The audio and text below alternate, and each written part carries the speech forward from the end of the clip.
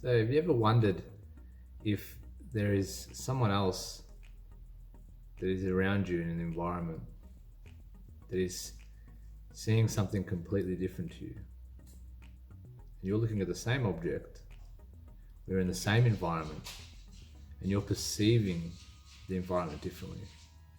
You understand the environment differently. These are what you call paradigms. And when you're in a different paradigm, you can start to see, you can start to understand and identify different things. And they're different to the person that you're sitting next to. So a lot of time we get caught up on this belief that we're all the same and the way I see the world is the way everyone else sees the world. And it's not the case. We all see the world differently. We all see it through our own lenses. As you could say, everyone is wearing a different set of lenses, a different set of glasses. And they see things around them. The way the world responds to them also is different. The way the world reacts to them, the way they perceive it, the way they understand it is all different. So I'm going to give you an example. There is a photo I'm going to show you. And right after the photo, I'm going to show you another photo. And you're going to tell me, well, you're going to start to think of what you can see.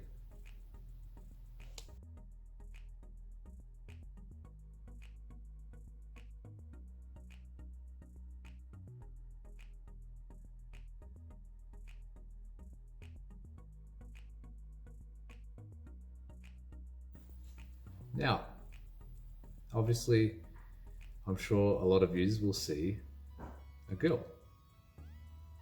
A young girl with a little flower bouquet on her head. And she looks in her 20s, 25, mid-20s. Now, because I showed you the photo beforehand, you could see this female. And that was only maybe 5 or 10 seconds of, you'd say, conditioning. So I primed your brain and gave you conditioning. And you're at a different set lens to see that photo differently. Now, what if I told you that there was an older woman in that photo?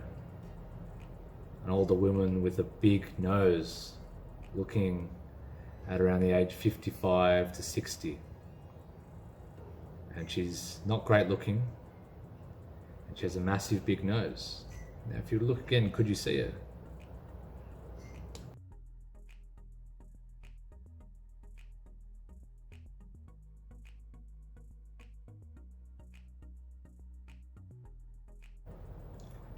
You might be able to see her, you might not. Now, once I show you another photo, you might be able to see her even better.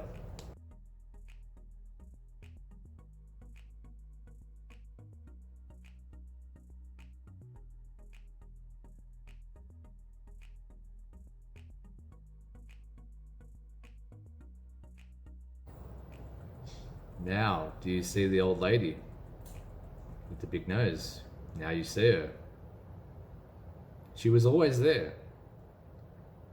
The photo never changed. What changed was your perception.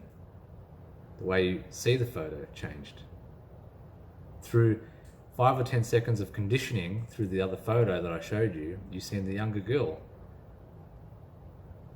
And after I showed you the other photo, now you could start to really see that there's an old lady there. Now, that's only 5 or 10 seconds. Could you imagine if you spent, your whole life, maybe 10 years through school, through parents, through teachers, through TV and social media, through so many outside influences telling you how the world is and how you should react to it? Could you imagine the damage, and could you imagine the way you perceive the world could be very, very different because you've been told to see it a certain way? And this goes to the fact that when you start to change your paradigm, to shift your perception and change your beliefs, you start to see things differently. That's where a lot of this spiritual growth and self-development comes in, because you're changing your perception, you're changing your reality. And what was once there, you cannot see anymore. And how someone else reacts and sees the world is not how you react.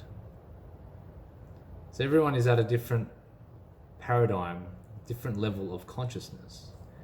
There's many ways that you could talk about this or try to understand it.